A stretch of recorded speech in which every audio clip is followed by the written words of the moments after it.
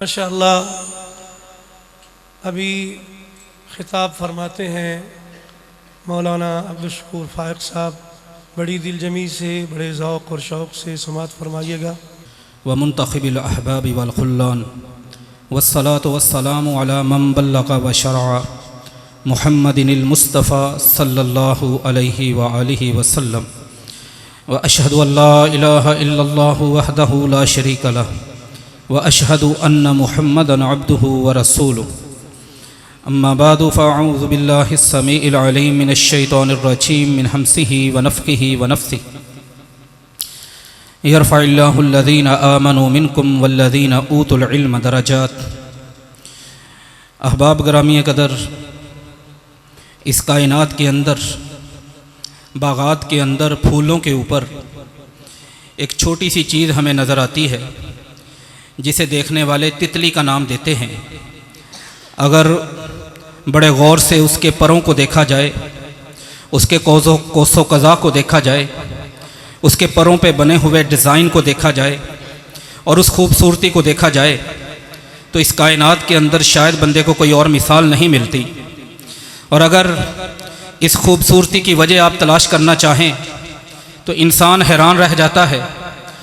ایک تتلی کی پیدائش اور ایک عام کیڑے کی پیدائش، بلکہ ایک عام مکھی کی پیدائش، ابتدائی طور پر دونوں میں کوئی فرق نہیں ہوتا۔ جیسے ان کا انڈا ہے کیڑے اور مکھی کا، ویسے ہی تتلی کا انڈا ہوتا ہے۔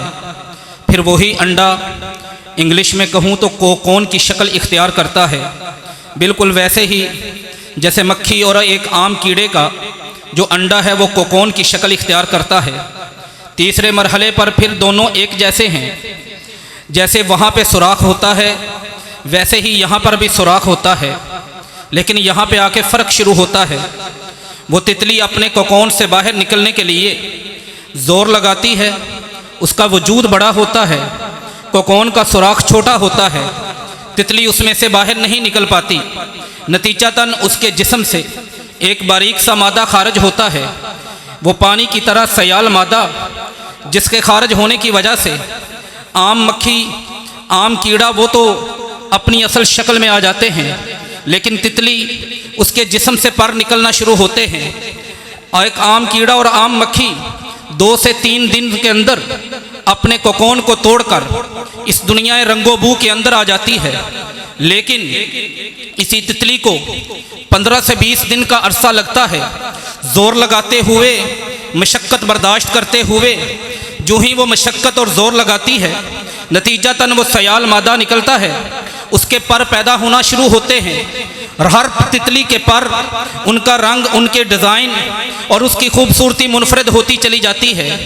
اب یہی محنت اور مشقت جس طرح تتلی کو ایک کیڑے سے بدل کر ایک خوبصورتی کی چیز میں کنورٹ اور تبدیل کر دیتی ہے، ایسے دنیا کے اندر سینکڑوں مثالیں ہیں۔ سن 256 ہجری کی وہ مثال اگر آپ دیکھیں، اسی سن 256 ہجری میں 2 بڑی شخصیات اس علاقے میں یا امت مسلمہ کی وفات پاتی ہے۔ ایک شخصیت، اس کا نام محمد بن ہارون المہتدی باللہ ہے، جو خلیفہ ہے، بنو عباس سے تعلق رکھتا ہے اور بہت بڑے علاقے کا حکمران ہے۔ اسی سن 256 ہجری میں ایک اور شخصیت ہے جس کی وفات ہوتی ہے۔ عید الفطر ہفتے کی شب، رات کے ٹائم، اس شخصیت کا نام ابو عبداللہ محمد بن اسماعیل بن ابراہیم بن مغیرہ بن بردزبے، یہ شخصیت اسی رات وفات پاتی ہے، اور دونوں کے اندر سن ایک ہے، تاریخ ایک ہے، دین ایک ہے، کلمہ ایک ہے۔ اور محمد بن ہارون المہتدی باللہ، اگر اس کی شخصیت کو دیکھیں گے، تقوی سب سے زیادہ نظر آئے گا، پرہیزگاری سب سے زیادہ نظر آئے گی، للہیت نظر آئے گی، اللہ کے دین کا ذوق اور شوق نظر آئے گا۔ لیکن جب تاریخ کے کرتاس کھولیں گے اور آنکھ بدلیں گے، وہاں پہ جو محمد بن اسماعیل البخاری کو پڑھنے کے بعد آج اس دنیا کے اندر آ کے دیکھیں گے، اس خلیفہ محمد بن ہارون کے نام کا کوئی مدرسہ نہیں ملے گا۔ اس کی لکھی ہوئی کتاب کی وجہ سے لوگ علماء کے درجے پر نظر نہیں آئیں گے، بلکہ شاید اس چھت کے نیچے بیٹھے ہوئے چند لوگوں کے علاوہ کسی کو یہ بھی پتہ نہ ہو کہ جس سال امام ابو عبداللہ محمد بن اسماعیل البخاری کی وفات ہوئی تھی، اسی سال بنو عباس کے اس عظیم خلیفہ ابو اسحاق محمد بن ہارون عباسی المہتدی باللہ اس کی وفات بھی ہوئی تھی۔ یہ فرق کیوں ہے؟ آج امام بخاری کے چرچے اور تذکرے، شہرت، عزت، عظمت، رفعت، بلندی، درجہ، مرتبہ، شان، شوکت، سطوت، فخر، ہر جگہ پہ اس کا ذکر کیوں نظر آتا ہے؟ اس کے پیچھے جیسے تتلی کی خوبصورتی کے پیچھے آپ کو اس کی محنت اور مشقت دیکھنی پڑتی ہے۔ امام بخاری کی اس عظمت جو اللہ نے عطا کی، اس کے پیچھے صرف اور صرف ان کی چلتی سانسیں نہیں تھی، دن اور رات، شام اور صبح کرتا ہوا ان کا وجود نہیں تھا، بلکہ ایک ایسی شخصیت تھی جس نے اپنی زندگی کا ایک ایک لمحہ، ایک ایک منٹ، ایک ایک سیکنڈ اس کو بہت سوچ سمجھ کر گزارا۔ تاریخ بغداد کے اندر جلد نمبر 2 ہے، صفحہ نمبر 12 ہے، ان کے پرسنل سیکرٹری بیان کرتے ہیں کون ہے امام بخاری؟ ابو عبداللہ محمد بن اسماعیل البخاری، جن کی کتاب کو اصح الکتب بعد کتاب اللہ کہا گیا، قرآن کے بعد سب سے صحیح ترین کتاب، جن کی کتاب پڑھے بغیر بندے کو عالم ہونے کی سند جاری نہیں کرتے۔ وہ مدرسہ کسی بھی سکول آف تھاٹ کا ہو، کسی بھی مکتب فکر کا ہو، کسی بھی مسلک کا ہو، اس کے پیچھے وہ امام بخاری ہیں، جن کے پرسنل سیکرٹری امام محمد بن ابی حاتم بیان کرتے ہیں، میں نے ان کو ایک دن دیکھا، رأیتہ استلقا، زمین پہ بڑی تسلی کے ساتھ، بڑے اطمینان کے ساتھ لیٹے ہوئے، اور اپنا یہ ہاتھ اپنی گردن کے نیچے، میں حیران اور پریشان ہو گیا۔ اس شخصیت کے ساتھ مجھے ہفتے گزرے، مجھے مہینے گزرے، مجھے سال گزرے، اتنا اطمینان نہیں دیکھا، سکون، چین، راحت نہیں دیکھی، اتنے پرسکون ان کو لیٹے ہوئے نہیں دیکھا، پریشان ہو کے آ گیا۔ حضرت اجازت دیں، ایک سوال کر سکتا ہوں؟ پوچھو سوال کیا کرنا ہے؟ اراک تقول، میں آپ کو دیکھا کرتا تھا، آپ ایک جملہ ارشاد فرماتے تھے، ما اتیت، ایک روایت کے اندر ما اثبت شیئا منذ عقلت بعد بغیر علم، میں نے حضرت آپ کے سے ایک جملہ سنا کہ آپ نے کبھی بھی زندگی میں کبھی ایسا کام نہیں کیا، ایسا عمل سر انجام نہیں دیا جس کے پیچھے مقصد نہ ہو، جو با معنی نہ ہو، جو پروڈکٹیو لائف کے اندر نہ آتا ہو، جو با مفید زندگی کے اندر نہ آتا ہو۔ آج یوں ہی لیٹے ہوئے ہیں، کہنے لگے شاید تمہیں اندازہ نہیں، ہم لوگ آج ایک ایسی جگہ پہ ہیں، نحنو علی ثغور من الثغور، جہاں پہ جنگ کا خطرہ ہے۔ مجھے لگا کہ ہو سکتا ہے حادث امر من العدو، دشمن کی طرف سے رات کو کوئی معاملہ پیش آ جائے۔ اتعبنا انفسنا فی اخراج کثرت الحدیث، آج حدیثیں لکھتے لکھتے میں تھک گیا تھا، مجھے اس چیز نے پریشان کر دیا۔ ابو عبداللہ محمد بن اسماعیل البخاری، صحیح بخاری کے اندر کتاب الجہاد لکھنے والے، کتاب المغازی لکھنے والے، سارا دن حدیثیں لکھتے رہے، رات کو خطرے کی جگہ پر موجود ہو، دشمن کا حملہ ہو سکتا ہے، اور اگر حملہ ہو گیا تم سارے دن کے تھکے ہوئے اٹھ کر دشمن سے لڑو گے کیسے؟ تلوار کیسے چلاؤ گے؟ تیر کیسے چلاؤ گے؟ تیر و تفنگ کی بارش کیسے کرو گے؟ سامان حرب و ضرب کا استعمال کیسے کرو گے؟ اس سوچ نے مجھے یہاں پہ لٹا دیا ہے۔ یہ میرے لیٹنے کا مقصد، یہ تھی شخصیت بخاری۔ اگر زندگی میں چند لمحوں کے لیے لیٹے، اس کے پیچھے بھی ایک مقصد، اس کے پیچھے بھی ایک وجہ، اس کے پیچھے بھی کچھ نہ کچھ کرنے کا سبب۔ یہ امام بخاری رحمہ اللہ تعالی، اور علم کے لیے محنت، یوں ہی ان کے نام پہ اداروں کے نام نہیں رکھے جاتے۔ ان کی کتاب کو کھولیں، کوئی فیض الباری لکھتا نظر آتا ہے، کوئی القواقب الدراری لکھتا نظر آتا ہے، کوئی التوسیع لکھتا نظر آتا ہے، کوئی اعلاف سنن لکھتا نظر آتا ہے، کوئی فتح الباری لکھتا نظر آتا ہے، کوئی دوسری کتابیں لکھتا ہوا نظر آتا ہے۔ جتنی شروحات صحیح بخاری کی لکھی گئی، حدیث کی کسی اور کتاب کے نصیب میں نہ ہوئی۔ پیچھے وجہ کیا ہے؟ ان کے ایک اور شاگرد بیان کرتے ہیں، ساتھی بیان کرتے ہیں، عمر بن حفص الاشکر، کئی دن گزر گئے، امام بخاری ہم کننا بالبصراتی، بصرہ میں موجود تھے، نکتب حدیثا، حدیث پڑھنے اور لکھنے کے لیے گئے تھے۔ کلاس میں ایک دن دیکھا، دوسرے دن دیکھا، امام بخاری نظر نہیں آئے۔ سیر اعلام النبلاء جلد نمبر 12 ہے، صفحہ نمبر 444 ہے۔ میں نے دوستوں کو کہا یار بندہ تو ایسا ہے، کبھی ایک لمحے بھی غافل نہیں ہوا، چلتے ہیں، جا کے دیکھتے ہیں مسئلہ کیا ہے، سبب کیا ہے۔ وہاں سے نکلے، جس جگہ رہائش پذیر تھے اس جگہ پہ پہنچے، جا کے دروازہ کھٹکھٹایا، دیکھا کہ امام بخاری ابو عبداللہ محمد بن اسماعیل البخاری اپنے گھر میں موجود ہیں،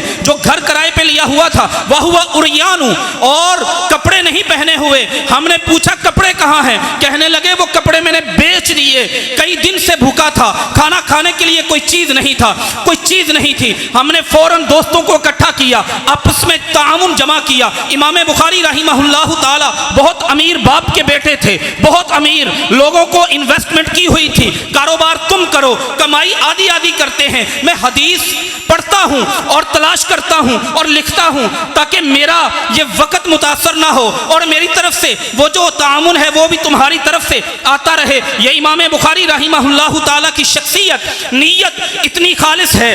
ان کے یہی پرسنل سیکٹری محمد بن ابی حاتم بیان کرتے ہیں رحمہ اللہ تعالیٰ، کہتے ہیں ایک دفعہ ہم امام بخاری رحمہ اللہ تعالیٰ کے پاس تھے، ہوتا کیا ہے، کانا ان کے پاس حمیلا الی البخاری جی بضاعت، کوئی سامان تجارت آ گیا، انفاضہ ابنہ احمد۔ یہ بات بڑی قابل غور ہے، لوگ ایک سوال کرتے ہیں امام بخاری رحمہ اللہ تعالیٰ ان کی شادی ہوئی تھی کہ نہیں، نکاح ہوا تھا کہ نہیں؟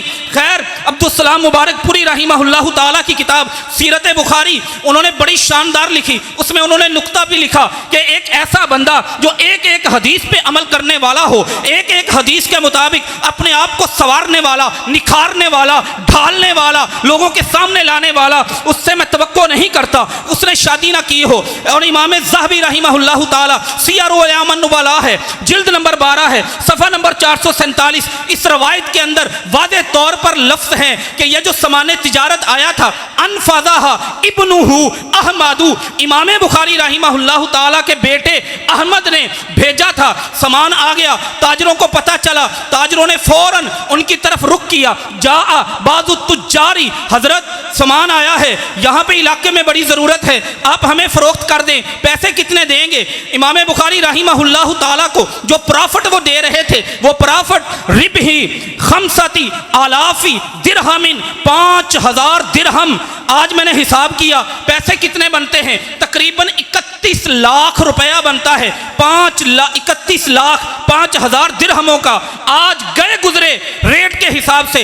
امام بخاری رحمہ اللہ تعالیٰ نے کہا مجھے سوچنے کا ٹائم دے، فانصرف اللیلۃ، وہ چلے گئے۔ امام بخاری رحمہ اللہ تعالیٰ بیٹھے ہیں، اگلے دن نماز فجر کے بعد پھر بیٹھے ہیں، دوسرا کوئی تاجروں کا گروہ وہ آ گیا امام بخاری رحمہ اللہ کے پاس، کہا حضرت پتہ چلا ہے آپ کے پاس سامان تجارت ہے، کہا دیکھنا چاہتے ہیں، میں تمہیں نہیں دکھاؤں گا۔ دکھانا کیوں نہیں چاہتے؟ تاریخ بغداد میں بھی لکھا، ابن حجر اسقلانی نے فتح الباری کے مقدمہ میں صفحہ نمبر 480 پر بھی لکھا، میں تمہیں نہیں دکھاؤں گا۔ دکھانا کیوں نہیں چاہتے؟ وجہ کیا ہے؟ کہنے لگے نویت الباریۃ للذین، میں طالب، یہ میں نے رات ایک پارٹی آئی تھی اس سامان کو دیکھنے کے لیے، میں نے اسی وقت نیت کر لی تھی نیت کہ میں نے سامان انہی کو دینا ہے۔ کہنے لگے حضرت کتنے میں دینا ہے؟ چھوڑ دو اس بات کو۔ کہنے لگے ہم دیتے ہیں۔ کیا دیتے ہو تم؟ کہنے لگے 10,000 درہم دیتے ہیں، 31 لاکھ زیادہ دے رہے تھے۔ امام بخاری رحمہ اللہ تعالیٰ نے کہا میں نے رات نیت کر لی تھی، سامان میں نے انہی کو دینا ہے، 31 لاکھ روپیہ آج کا اس دور کے حساب سے دیکھیں زیادہ ہوگا، 31 لاکھ روپے کو ٹھوکر مار دی امام بخاری رحمہ اللہ تعالیٰ نے۔ کس وجہ سے؟ کہ میری نیت بن چکی ہے۔ جب بندہ ایسا ہو، ایک ہے وعدہ کرنا توڑ دینا، ایک ہے بات کرنا جھوٹ بولنا، ایک ہے بات کرنا فراڈ کرنا، بات کرنا ٹھگی لگانا، بات کرنا 2 نمبری کرنا، بات کرنا دجل کرنا۔ امام بخاری رحمہ اللہ تعالیٰ نے ان سے وعدہ نہیں کیا، نیت کی ہے۔ سچائی اتنی ہے کہ نیت کو بھی نہیں توڑا، کہا میں نیت بھی نہیں توڑوں گا، میں نے رات نیت کی تھی ان کو دینا ہے، 31 لاکھ کو ٹھوکر مار دی، اپنی نیت نہیں ٹوٹنے دی۔ جب زندگی ایسی ہو، سیرت بخاری یہ ہو کہ لمحہ کوئی بھی بے معنی نہ گزرا ہو، جب اپنی حدیث پڑھنے کے لیے تن کے کپڑے تک بیچ دیے ہوں، اور جب نیت کے اندر سچائی یہ ہو کہ نیت کو بھی نہ توڑا ہو، وعدے تو بہت دور کی بات ہیں، کلام تو بہت دور کی بات ہیں، سینکڑوں واقعات موجود ہیں۔ جب شخصیت ایسی ہوتی ہے پھر علم پڑھتی ہے، پھر علم پڑھاتی ہے، پھر اللہ تعالی نہ اس کا نام نہ اس کا کام زمین پہ آنے دیتے ہیں، نہ پست ہونے دیتے ہیں۔ اللہ ہمیں ان کی سیرت کو بیان کرنے کی، سمجھنے کی، عمل کرنے کی اور اس پر اپنے لیے اسے راہ ہدایت بنانے کی توفیق عطا فرمائے۔ وما علینا الا البلاغ المبین۔ ماشاء اللہ جزاک اللہ خیراً، اللہم زد فزد۔ یہ ہوتا ہے خیر الکلام ما قل و دل۔ تھوڑے سے وقت میں دل تو چاہتا تھا کہ مولانا بیان کرتے رہتے اور امام بخاری رحمہ اللہ کی عظیم سیرت سے ہمیں نکات بتاتے رہتے، لیکن یہ لوگ سمجھتے ہیں کہ وقت کی قدر کیا ہے۔ وقت کی پابندی کا خیال کرتے ہوئے اپنے وقت سے پہلے ہی الحمدللہ اپنا بیان ختم کیا۔ دعا کریں اللہ رب العالمین ان کے علم و عمل میں اللہ رب العالمین برکت فرمائے۔